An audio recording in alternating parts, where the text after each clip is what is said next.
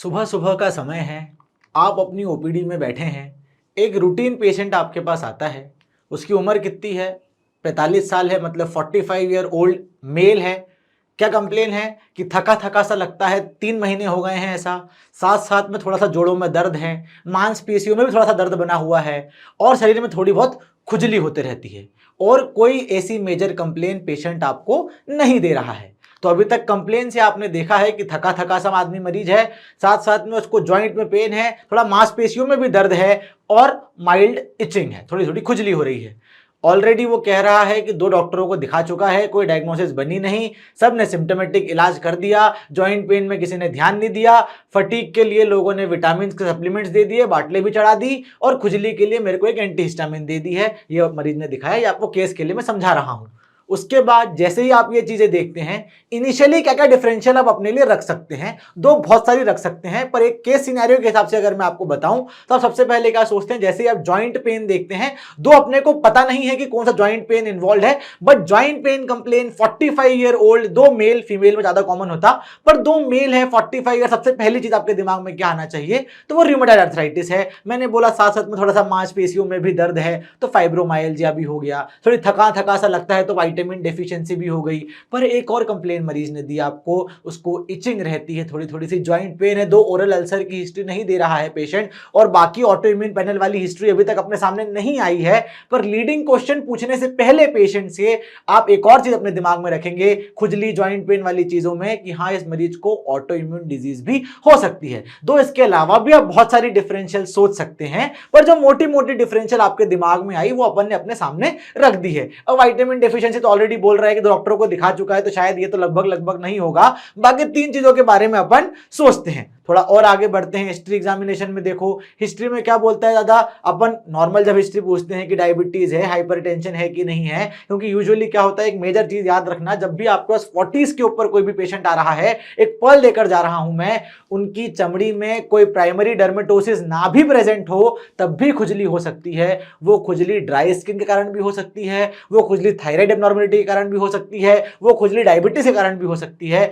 तो आप मोटा मोटा उससे पूछते हैं कि भैया डायबिटीज हाइपरटेंशन की हिस्ट्री तो नहीं है, तो इस पेशेंट में वो हिस्ट्री रहती नहीं है। बस एक पर्सनल हिस्ट्री में एक चीज बोलता है आदमी कि वो ओकेजनल एल्कोहल लेता है, थोड़ी थोड़ी कभी कभी लिटिल लिटिल ले लेता है, ऐसी उसकी हिस्ट्री है। साथ साथ में कोई फीवर नहीं है, कोई रैश नहीं है, कोई स्वेलिंग नहीं है। जैसे ही रैश और फीवर नहीं देखते हो, ओरल अल्सर की हिस्ट्री नहीं है, तो मोस्ट लाइकली आप ऑटो इम्यून पैनल में से अपना एलई तो दूर करने लगते हो कि शायद एलई तो इसको नहीं हो सकता, और कोई रेनॉल्ड्स वेनॉल्ड्स वाली हिस्ट्री भी नहीं, तो शायद और कोई ऑटो इम्यून वाली प्रॉब्लम भी ना हो। फिर आ जाओ एग्जामिनेशन पे। एग्जामिनेशन पे वाइटल स्टेबल है, साइनोवाइटिस से कोई साइंस है नहीं। बस एक इंपॉर्टेंट चीज, पिकल देखते हो आप, पिकल में कुछ नहीं है, केवल आंख में थोड़ा सा माइल्ड इक्ट्रस सा दिख रहा है, वो शायद कोराबोरेट कर जाए कि थोड़ी थोड़ी लिटिल लिटिल लेता है, आदमी झूठ बोल रहा होगा।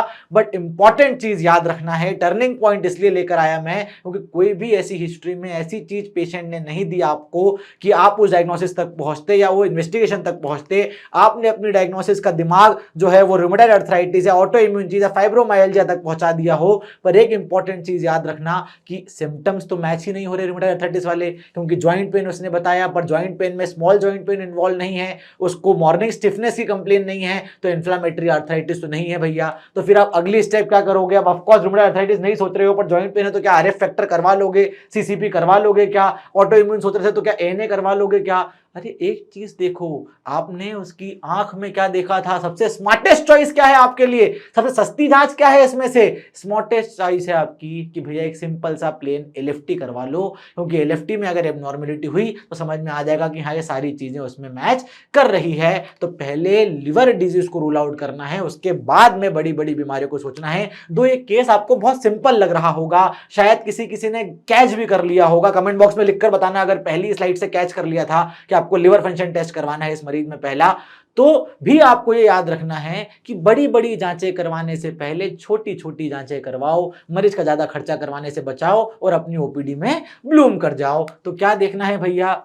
आप जैसे ही मरीज का एलएफटी ऑर्डर करते हैं, रिपोर्ट आती है, रिपोर्ट में एएसटी मतलब एसजीओटी और एएलटी मतलब एसजीपीटी, पुराने लोग एसजीओटी एसजीपीटी कहते थे, अभी वाले लोग एएसटी एएलटी कहते हैं। तो एएसटी भी हाई है, एएलटी भी थोड़ा बहुत बढ़ा हुआ है। जीजीटी देखो भैया, जीजीटी जो यूजुअली होता नहीं है, पर मैंने आपको इसके चैनल में बता दिया, लोग वैसे करवाते नहीं है जीजीटी क्योंकि इतना कॉमनली अवेलेबल नहीं, थोड़ा महंगा सा है। तो जीजीटी बहुत ज्यादा हाई है, एएलपी थोड़ा सा बढ़ा हुआ है। तो अब इस रिपोर्ट को आप कैसे इंटरप्रेट करेंगे, यहां से समझ में आ जाना चाहिए आपको कि एसजीओटी एसजीपीटी का रेशियो यानी कि एएसटी और एएलटी का रेशियो मोर देन 2 है, और साथ साथ में जब आपका जो जीजीटी है वो बढ़ा हुआ है। तो अब सबको पता है ये क्या है, ये अल्कोहलिक लिवर डिजीज है। दो द डायग्नोसिस इज इजी, दो the case is quite easy right now, पर इजी चीजों को ही समझकर अपने को आगे बढ़ना है। तो अब मैंने आपको अगर लिवर फंक्शन के बारे में थोड़ा बता दिया है, तो एलएफटी के बारे में थोड़ा सा देख कर जाते हैं अपन। एलएफटी में क्या क्या कंपोनेंट होते हैं। एलएफटी में इंपॉर्टेंट चीज याद रखना है, सिम्टम्स मिसलीड कर सकते हैं आपके डायग्नोसिस को, पर एलएफटी जो है, लिवर फंक्शन टेस्ट जो है, वो हिडन डायग्नोसिस को उजागर करके आपके लिए ले आता है।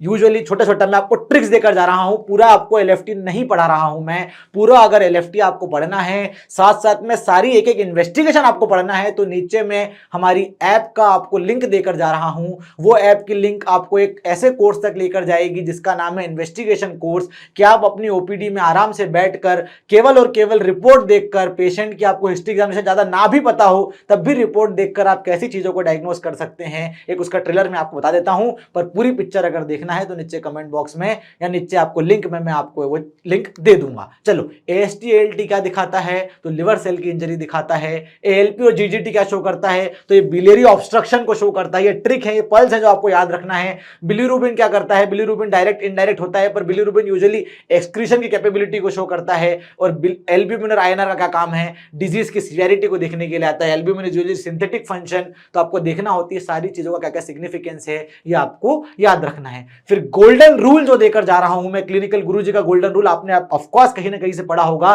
पर 3 पैटर्न आपको याद रखना है। हमेशा पैटर्न पर खेल खेलो। जब भी आप कोई सी भी रिपोर्ट देख रहे हो, बीट थायराइड वाली, टीएफटी देखो, एलएफटी देखो, लिपिड प्रोफाइल देखो, हमेशा पैटर्न पे ध्यान दो। पैटर्न कैसा रखो, अगर एएसटी और एएलटी प्रीडोमिनेंट है तो आपको समझ में आ जाना चाहिए कि भाई लिवर सेल का डैमेज है, मतलब हेपेटोसेलुलर पैटर्न है। अगर एएलपी और जीजीटी प्रीडोमिनेंट आपकी लैब रिपोर्ट बता रही है तो मतलब ये बिलियरी ऑब्स्ट्रक्शन की प्रॉब्लम है, तो कोलेस्टेटिक पैटर्न है। ऐसे ही अगर दोनों ही बढ़े हुए हैं तो ये मिक्स्ड पैटर्न है, मतलब ओवरलैपिंग पैथोलॉजी है। तो आपको ये 3 इंपॉर्टेंट चीजें बता रखना है। रिपोर्ट में देखो, एएसटी एएलटी प्रीडोमिनेंट है कि एएलपी जीजीटी प्रीडोमिनेंट है कि दोनों प्रीडोमिनेंट है, ये आपको याद रखना है। फिर अगर एएसटी एएलटी प्रीडोमिनेंट है तो उसमें क्या क्या पल्स याद रखोगे। अगर एएलटी प्रीडोमिनेंट है, एल इज फॉर लिवर, तो ALT is specific for liver, तो ALT predominant, it can be viral hepatitis, it can be fatty liver और it can be drug injury। तो AST ALT बढ़ा है, उसमें भी ALT ज्यादा बढ़ा हुआ है, तो ये 3 चीज सोचोगे आप। उसके साथ साथ याद रखो, अगर AST ALT का रेशियो मोर देन 2 जो अपने केस में था, तो ये क्या है, एल्कोहलिक लिवर डिजीज हो सकता है। ALT AST ज्यादा हो, पहले मैंने आपको बताया कि AST टू ALT का रेशियो मोर देन 2 तो एल्कोहल, पर अगर ALT टू AST का रेशियो अगर ज्यादा हो तो क्या, AST to ALT more than 2 is alcohol जो अपने केस में था, पर ALT मोर देन AST हो तो क्या देखना है आपको, non alcoholic fatty liver disease NAFLD देखना है। उसके बाद ALT अगर हजारों में जा रहा है तो आपको 2 चीजें याद रखना है, या तो ये इस्चेमिक प्रॉब्लम हो सकती है, या तो अक्यूट वायरल कंडीशन होगी कोई सी और इट इज इमरजेंसी, या आपके दिमाग में घंटी बज जानी चाहिए। उसके बाद स्पेसिफिक लिवर डिजीज को कैसे बचाना है उसके क्लू देकर चले जाता हूं मैं आपको। अगर एल्कोहलिक लिवर डिजीज है तो आपको जीजीटी हाई देखने मिलेगा, सीबीसी में आपको मैक्रोसाइटोसिस देखने मिलेगा, उसके साथ साथ में न्यूरोपैथी की हिस्ट्री देखने मिलेगी। अगर ड्रग इंड्यूस्ड लिवर है, ड्रग इंड्यूस्ड लिवर इंजरी है, तो ड्रग इंड्यूस्ड लिवर इंजरी में आपको एटीटी देखना है कि मरीज की ड्रग की हिस्ट्री क्या क्या है। तो एटीटी देखो, कहीं एटीटी पर तो नहीं है, कोई स्टेटिन पर तो नहीं है, कोई हर्बल मेडिसिन तो नहीं खा रहा है, कोई एंटीफंगल तो नहीं खा रहा है। बहुत सारे केसेस में यूजुअली ऐसा होता है कि एंटीफंगल, इट्राकोनाजोल, फ्लूकोनाजोल लंबे समय तक चल रही होती है पेशेंट को, क्योंकि वैसे भी टीनिया को ट्रीट करना थोड़ा सा मुश्किल है, डर्मेटोफाइट को ट्रीट करना मुश्किल है, आदमी प्रिवेंशन नहीं रखता, बस गोलियां खाते रहता है, तो लॉन्ग रन में उनको ड्रग इंड्यूस्ड लिवर की इंजरी हो सकती है। तो आपको ये याद रखना है। साथ साथ में इंपॉर्टेंट चीज है कि आपको ड्रग कब स्टॉप करना है। ये सारी ड्रग बहुत इंपॉर्टेंट है, एटीटी देना, स्टेटिन देना, एंटीफंगल देना, पर ड्रग कब स्टॉप करना है ये मैं आपको बता के चले जाता हूं आज, कि अगर ALT more then 5 times of upper limit of normal हो और पेशेंट एसिम्प्टोमेटिक है तो आपको ड्रग स्टॉप करना है। अगर मरीज सिम्टोमेटिक है और ALT more than 3 times of upper limit of normal है तब भी आपको गोली रोकना है। तो पहले देखो पेशेंट सिम्टोमेटिक है कि एसिम्टोमेटिक है। सिम्टोमेटिक है तो ALT की value more than 3 to upper limit of normal हो तो गोली बंद कर दो। पर अगर पेशेंट एसिम्टोमेटिक है तो ALT more then 5 times of upper limit of normal तक भी आप गोली चला सकते हो, पर जैसे ही मोर देन 5 हो जाए तो गोली को बंद करना है। ये बहुत इंपॉर्टेंट पर्ल है जो आपको याद रखना है। जो भी अपनी जीपी की प्रैक्टिस में एंटी फंगल्स और स्टैटिन्स प्रिस्क्राइब करते हैं उनको ये चीज याद रखना है। उसके बाद आ जाओ, मैंने आपको लिवर स्पेसिफिक पैटर्न बताया था, लिवर सेल इंजरी वाला पैटर्न बताया था। अब कोलेस्टेटिक पैटर्न में आ जाओ और आइसोलेटेड बिलिरुबिन के बारे में थोड़ा देख लो। अगर ALP प्लस GGT ज्यादा है तो आपको दिमाग लगाना है ALP GGT ज्यादा है, AST ALT में इतनी प्रॉब्लम नहीं है, केवल और केवल ALP और GGT में प्रॉब्लम है, तो हमेशा सोचना स्टोन्स या ट्यूमर की कोई दिक्कत तो नहीं है। एक इंपॉर्टेंट क्लिनिकल सिनेरियो, एक इंपॉर्टेंट पर्ल फिर से देकर जा रहा हूं मैं। एक एल्डरली पेशेंट आता है, उसको खुजली है और साथ साथ में जो ALP है वो बढ़ा हुआ है। सबसे पहले इन्वेस्टिगेशन क्या करवाओगे तो अल्ट्रासाउंड करवाओगे। इंपॉर्टेंटली इचिंग क्यों होगी यहां पर आपको? इचिंग जब भी एल्डरली पेशेंट आता है, मैंने आपको सबसे पहली स्लाइड में ही बताया कि डायबिटीज देखना, हाइपरटेंशन देखना, अरे उसका एक बार LFT भी करवा लेना, क्योंकि उस केस में ALP बड़ा हो सकता है। और जैसे ही ALP बड़ा होता है मतलब कोलेस्टेटिक पैटर्न है, और कोलेस्टेटिक पैटर्न में क्या होता है, एंडोजीनियस ओपियोइड्स निकलते हैं, एंडोजीनियस ओपियोइड्स बढ़ जाते हैं, साथ साथ में बाइल सॉल्ट जो रहता है वो अक्यूमुलेट हो जाता है। तो ये दोनों चीजें क्या करवाती हैं, दोनों चीजें पेशेंट में खुजली करवाती हैं। तो आपको याद रखना है। एक इंपॉर्टेंट पर्ल यहां से भी देकर जा रहा हूं मैं कि जो कोलेस्टेटिक पैटर्न वाली खुजली होती है, जिसको अपन कोलेस्टेटिक प्लूराइटिस कहते हैं, कि इंपॉर्टेंट डायग्नोसिस होती है जो आप लोग शायद नहीं बनाते होंगे, पर आज के लेक्चर देखने के बाद बनाने लगेंगे डायग्नोसिस। कोलेस्टेटिक प्लूराइटिस एक एल्डरली पेशेंट जिसका ALP बढ़ा हुआ है और उसको खुजली हो रही है कि चमड़ी सही करना है उसकी, तो उसको कोई सी भी एंटीहिस्टामिन दे दो, वो सही नहीं होगा। याद रखकर जाना, अगर कोलेस्टेटिक पैटर्न वाला प्लूराइटिस है, कोलेस्टेटिक प्लूराइटिस है, तो उस केस में आपको उस मरीज को या तो UDCA देना पड़ेगा या कोलेस्टायरामिन देना पड़ेगा। ये दो गोलियां जब तक पैथोलॉजी को सही नहीं करेगी तब तक खुजली सही नहीं हो पाएगी। तो सबसे पहले मैंने आपको लिवर सेल वाली प्रॉब्लम बताई थी, ये अपन LFT के अंदर थोड़ा थोड़ा घूम रहे हैं। उसके बाद फिर मैंने कोलेस्टेटिक पैटर्न आपको बता दिया कि क्या क्या याद रखना है। बीच बीच में इंपॉर्टेंट पर्ल देकर जा रहा हूं मैं, ये बहुत सारे प्रैक्टिकल पॉइंट्स हैं जो आपको याद रखना है। उसके बाद अगर आइसोलेटेड बिलिरुबिन का एलिवेशन हुआ है तो आइसोलेटेड बिलिरुबिन का एलिवेशन जो बड़ी बड़ी बच्चों में बीमारियां दिखती है, इनडायरेक्ट बिलिरुबिन गिलबर्ट में बढ़ता है, डायरेक्ट ऑब्स्ट्रक्शन में बढ़ता है, ये सब छोड़ दो। अपने OPD में मोस्ट कॉमनली क्या क्या देखते हैं अपन, उस बारे में अपन खेम खेलेंगे। किलर स्लाइड है ये, इंपॉर्टेंट किलर स्लाइड क्यों लिखा है मैंने कि आपको रेड फ्लैग्स क्या क्या पहचानना है। कि अगर मान लीजिए एल्ब्यूमिन लो है और INR बढ़ा हुआ है तो आपको समझ में आ जाना चाहिए कि लिवर के सिंथेटिक फंक्शन में प्रॉब्लम है। तो अपने को अपनी आंखें बड़ी हो जानी चाहिए कि इस मरीज में अपने को ध्यान देना पड़ेगा। INR किंग है, ये आप सबको पता है, क्योंकि बेस्ट मोर्टालिटी अगर प्रिडिक्टर कोई है तो वो क्या है, INR है। उसके बाद अक्यूट लिवर फेलियर मतलब क्या है, अक्यूट लिवर फेलियर अपने लिए मोटा मोटा कि उसको हायर सेंटर में अपने को रेफर करना है, अपने पास सुविधा है तो ठीक है अपन कर लेंगे, पर बाकी सबको जनरलाइज करते हुए बता दे रहा हूं मैं कि अक्यूट लिवर फेलियर मतलब अपने को इमरजेंसी में रेफर करना है। अक्यूट लिवर फेलियर में क्या क्या देखोगे, अगर मरीज को कंफ्यूजन हो रहा है, वॉमिटिंग है और साथ साथ में एलिवेटेड INR है, तो अगर अपने पास सेटिंग नहीं है तो it's best to refer this patient to higher centre. GP के लिए रेड फ्लैग्स क्या क्या हैं जो आपको याद रखना है, वो एक तो है रैपिड बिलिरुबिन बढ़ रहा है बहुत तेज तेज, पेशेंट ऑल्टर्ड सेंसोरियम में जा रहा है तो हेपेटिक इंसेप्ट में तो नहीं चले जाए, और प्रोलॉन्ग्ड INR तो नहीं है। अगर ये तीन चीजें हैं तो it is a red flag for us, and red flag leads to what, you can refer this patient, you should refer this patient to higher centre. उसके बाद कुछ कुछ स्पेशल सिनेरियोज देकर जा रहा हूं मैं आपको।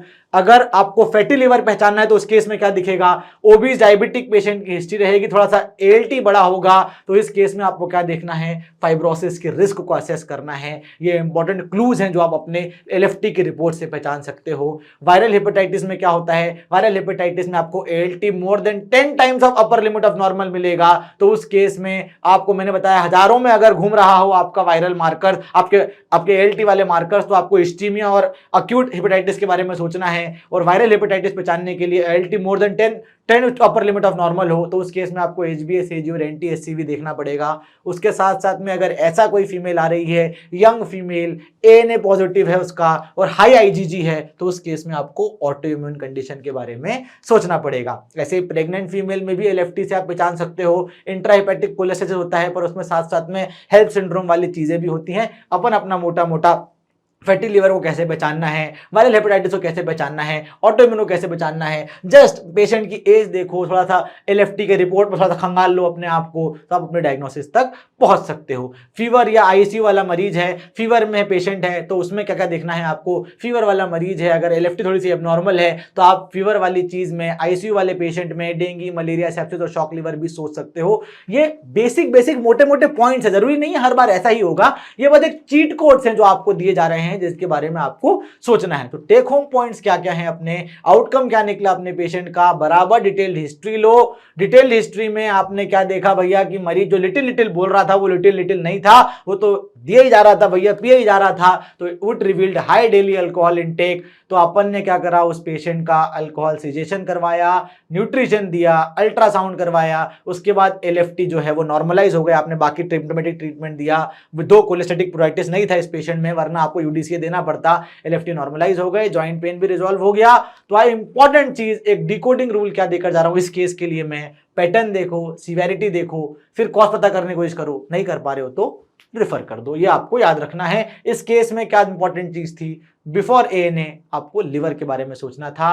अब आप सोचेंगे कि ये तो बहुत आम चीज हो गई जो आपने बता दी। अब चालू हुआ है आपका पार्ट 2, दैट इज इंपॉर्टेंट चीज ऑफ लिवर फंक्शन टेस्ट। एक ऐसा अमृत है जो आपके लिए क्लिनिकल गुरुजी की टीम लेकर आई है, जो आपको याद रखना है। एलएफटी क्या है आप सबको पता है। इंपॉर्टेंट चीज, एलएफटी कब करवाना है, आप सब देखते हैं कि थायराइड फंक्शन टेस्ट, शुगर की खाली पेट वाली जांच खाली पेट करवाना है। पर एक चीज याद रखो, एलएफटी भी यूजुअली खाली पेट करवाया जाना चाहिए, दो इतना फॉलो नहीं होता है। पर एएलपी की जो वैल्यूज हैं, ये सारी वैल्यूज ऑल्टर हो जाती हैं, एएसटी एलटी की भी वैल्यूज ऑल्टर हो सकती हैं, इसलिए इट इज प्रीरिक्विजिट कि आपको ये फास्टिंग स्टेट में करवाना है। ऐसी रिपोर्ट्स हैं जो आपको याद रखना है। फिर इंपॉर्टेंटली कोर पैनल में क्या आता है, bilirubin, AST, ALT, ALP, total protein, albumin, globulin, PTI, NR, GGT. Important चीज क्या है, ये सारी चीज आप एलएफटी में करवाते हो। पर्पस क्या है, पर्पस आपको देखना है कि सिंथेटिक फंक्शन ऑफ लिवर देखो, कहीं सेलुलर डैमेज तो नहीं हो रहा, कोलेस्टेटिक बर्डन तो नहीं है, या इन्फ्लामेशन तो नहीं है, अपन उसको देख रहे हैं। साथ साथ में स्टोन भी पहचान लोगे, वायरस भी पहचान लोगे। क्यों? क्योंकि अभी अपन आगे देख कर जाते हैं कि कैसे पहचानोगे कि वायरस है कि स्टोन है। तो इन सबसे पहले एंजाइम जो मैंने पहले बताया था उसको थोड़ा डीप डाइव करके जा रहा हूं मैं। एएसटी वर्सेस एएलटी में आपने पहले जो सीखा उसको थोड़ा सा बहुत और बर्डन कर रहा हूं, आपके मन में इंप्रिंट करवाना चाहता हूं मैं। ALT is SGPT, liver specific marker है। मैंने आपको बताया कैसे याद रखोगे, L is for L, L is liver specific marker. Normal value है 35 से 40 के बीच के नीचे अंदर होना चाहिए। एलिवेशन अगर है मतलब इट स्ट्रांगली पॉइंट्स कि हाँ भैया लिवर में ही कोई प्रॉब्लम है। एएसटी मतलब SGOT, it is a non specific marker, क्योंकि ये मसल और आरबीसी में भी दिखता है। इंपॉर्टेंट चीज, अगर एएसटी बड़ा है और साथ साथ में एलडीएच भी बड़ा है तो आप लिवर की प्रॉब्लम नहीं सोचोगे, आप हिमोलिसिस सोचोगे या रेब्डोमाइलोसिस सोचोगे। क्यों? क्योंकि AST is not specific for liver, it is also found in muscles plus RBCs. और एलडीएच बड़ा है मतलब क्या है, लाइसिस हुआ है, विदर इट इज हिमोलाइसिस और रेब्डोमाइलाइसिस। तो इंपॉर्टेंट पर्ल आपको याद रखकर जाना है यहां से। उसके बाद बिलिरुबिन को कैसे देखोगे, जॉन्डिस को कैसे पहचानोगे आप। जॉन्डिस को पहचानने के लिए एक इंपॉर्टेंट चीज, जो आरबीसी होती है उसकी लाइफ साइकिल कितनी होती है भैया, 120 दिनों की होती है। ब्रेकडाउन हुआ, ब्रेकडाउन होने के बाद बिलिरुबिन बना, तो एक होता है indirect bilirubin, that is unconjugated. Unconjugated वाला जो बिलिरुबिन होता है वो वाटर इनसॉल्युबल होता है, इसलिए आपको यूरिन में नहीं मिलता। अगर कॉन्जुगेटेड वाला जो बिलिरुबिन होता है वो वाटर सॉल्युबल होता है, इसलिए आपको यूरिन में मिलता है। और कौन सा यूरिन करवाता है, वो डार्क यूरिन करवाता है। और इंपॉर्टेंटली डायरेक्ट बिलिरुबिनेमिया मतलब हाइपर बिलिरुबिन और डायरेक्ट वाला किस किस केस में दिखेगा, या तो लिवर में प्रॉब्लम है या लिवर के बाद प्रॉब्लम है, क्योंकि लिवर में कॉन्जुगेशन हो रहा है। तो लिवर के पहले जो प्रॉब्लम है वो अनकॉन्जुगेटेड हाइपर बिलिरुबिनेमिया वाली है, और लिवर के बाद जो प्रॉब्लम है वो कॉन्जुगेटेड हाइपर बिलिरुबिनेमिया वाली है। ये आपको याद रखना है। एक और इंपॉर्टेंट पर्ल में देकर जा रहा हूं, आपने देखा होगा बिलिरुबिन की नॉर्मल वैल्यूज 1-2 लेस देन 1.2 होती है, पर उसके बाद भी आपके पास ऐसी लैब रिपोर्ट्स आती होंगी जिसमें बिलिरुबिन की वैल्यू 1.8 होती है और पेशेंट के सामने कुछ नहीं दिखता, आपको पेशेंट का कुछ क्लिनिकली नहीं दिखता। तो एक इंपॉर्टेंट चीज देखकर जाओ यहां से, क्लिनिकल जॉन्डिस कब विजिबल होता है, when total bilirubin is more than 2.5 mg/dl, then and then only clinical jaundice visible होता है। उसके पहले आपको जॉन्डिस नहीं दिखता। तो दो लेस देन 1.2 की नॉर्मल वैल्यू होती है, वो आपको ज्यादा दिख सकती है 1.5 1.8, पर उस केस में शायद आपको क्लिनिकल चीज नहीं देखने मिलेगी। क्यों? क्योंकि clinical jaundice is visible only when total bilirubin is more than 2.5 mg/dl, जो आपको याद रखना है। अब एएलपी और जीजीटी पे आ जाओ भैया। एएलपी जो होता है वो बाइल डक्ट से प्रोड्यूस होता है, साथ साथ में एएलपी जो है वो बोन और प्लासेंटा भी बनाती है, इसलिए एएलपी देखकर लिवर या लिवर के बाद वाली प्रॉब्लम मत मार्क करने लग जाना, क्योंकि एएलपी बोन और प्लासेंटा दोनों से निकलता है। तो एएलपी अगर हाई है तो it can be from liver also, it can be from bone, मतलब पेजेस डिजीज भी हो सकता है। और इसको ही दूर करने के लिए अपन ने जीजीटी निकाला। GGT is very specific for liver. तो अगर हाई एएलपी और हाई जीजीटी है तो या तो लिवर और बिलियरी में प्रॉब्लम है, कोई दूसरी प्रॉब्लम नहीं हो सकती। पर अगर जीजीटी नॉर्मल है और एएलपी हाई है तो ये भैया क्या है, ये इंपॉर्टेंटली आपको समझ में आ जाना चाहिए। तो ये बोन की प्रॉब्लम है, आपकी पेशेंट जो है फीमेल अगर है तो वो प्रेग्नेंट है, क्योंकि GGT is specific for liver. So if only ALP is increased और जीजीटी आपने नहीं करवाया तो ये लिवर भी हो सकता है, बोन भी हो सकता है, प्लासेंटा भी हो सकता है। पर आप जब जीजीटी करवा लेते हैं जिसमें आपको एएलपी और जीजीटी दोनों हाई मिल रहा है तो ये लिवर और बिलियरी का इशू है।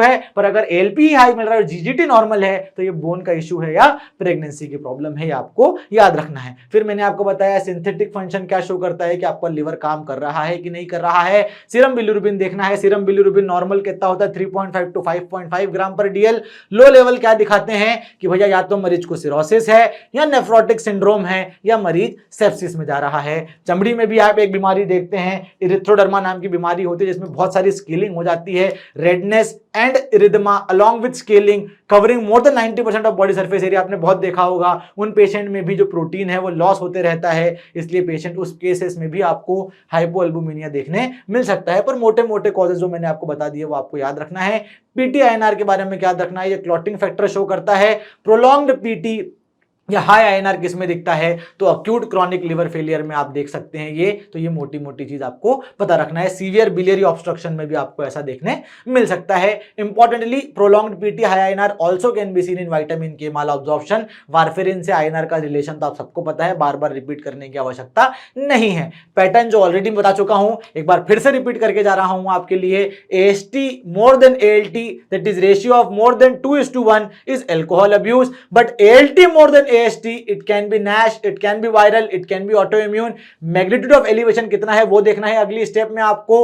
अगर 2 to 6 times of upper limit of normal है तो it can be alcohol, it can be NASH, it can be chronic virus. पर अगर इट इज मोर देन 1000, अगर वैल्यू आपकी किसी भी वायरल मार्कर की AST ALT की 1000 के ऊपर जा रही है तो अक्यूट वायरल सोचो, शॉक लिवर सोचो और पैरासिटामोल टॉक्सिसिटी या ड्रग इंड्यूस सोचो। ये आपको एक इंपॉर्टेंटली याद रखकर जाना है आज से। फिर NASH और गिलबर्ट में आपको डिफरेंस करना बता देता हूं मैं। NASH क्या है? नॉन अल्कोहलिक स्टेटोहेपेटाइटिस, मतलब metabolic liver disease. It is very common, diabetes या ओबीस पेशेंट आपके पास आता है उसमें बहुत देखा होगा आपने NASH। उस केस में क्या याद रखना है, ALT बढ़ा हुआ है किससे? AST से। अगर AST ALT से 2:1 से बड़ा होता तो वो अल्कोहल हो जाता, पर इस केस में ALT बढ़ा हुआ है AST से तो it is seen in NASH। इस केस में आपको ALP, बिलिरुबिन और एल्ब्यूमिन नॉर्मल दिखेंगे। तो अगर कोई ऐसा मरीज अगली बार से आपकी ओपीडी में आए जो डायबिटिक है, थोड़ा सा मोटा सा है, उसके आपने लिवर फंक्शन टेस्ट करवाया किसी भी चीज के लिए, उस केस में बिलिरुबिन नॉर्मल है, एल्ब्यूमिन नॉर्मल है, एएलपी नॉर्मल है, केवल और केवल एएलटी और एएसटी में प्रॉब्लम है और उसमें भी एएलटी ज्यादा एएसटी से बढ़ा हुआ है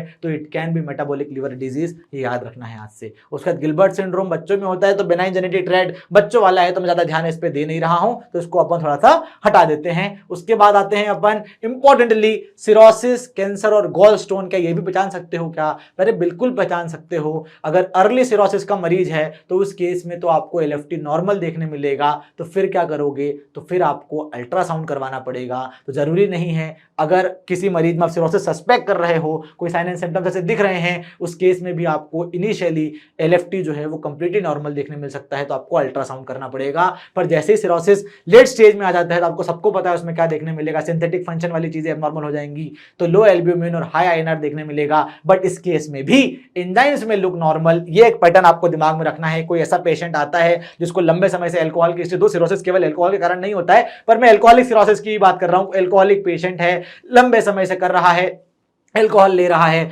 और वो एलएफटी की रिपोर्ट लेकर आया जिसमें एंजाइम थोड़े से लगभग नॉर्मल दिख रहे हैं, दो ऐसा होना नहीं चाहिए था क्योंकि एएलटी एएसटी बढ़ा जाता रेशियो, पर फिर भी एक हाइपोथेटिकल सिनेरियो दे रहा हूं मैं आपको कि आपको ऐसी रिपोर्ट दिख रही है जिसमें एंजाइम नॉर्मल दिख रहे हैं पर एल्ब्यूमिन कम है और आयनआर ज्यादा है, तो सबसे पहली चीज जो सोचोगे वो सोचोगे सिरोसिस है। और सिरोसिस भी कौन सी स्टेज का है, तो एडवांस स्टेज का है भैया। उसके बाद लिवर कैंसर में क्या देखने मिल सकता है आपको, लिवर कैंसर में भी आपको एलएफटी नॉर्मल देखने मिल सकता है।